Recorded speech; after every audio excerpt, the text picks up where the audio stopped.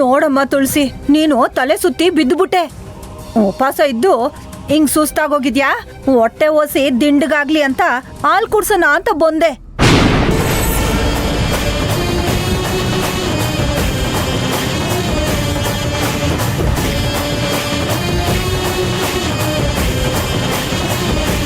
ಅಷ್ಟ್ರಲ್ಲಿ ನಿಮ್ಮತ್ತೆ ನಾನೇನೋ ವಿಷ ಕುಡಿಸ್ತಿದ್ದೀನಿ ಅನ್ನಂಗ್ ಆಡ್ತಾವಳೆ.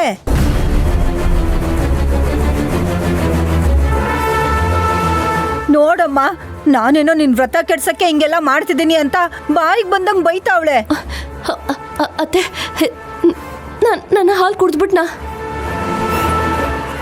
ಇಲ್ಲಮ್ಮ, ನಾನೇನಾದ್ರೂ ತಡೆಯೋದನ್ನ ತಡ ಮಾಡ್ಬಿಟ್ಟಿದ್ರೆ ಕುಡಿಸ್ಬಿಡ್ತಾ ಇದ್ರು.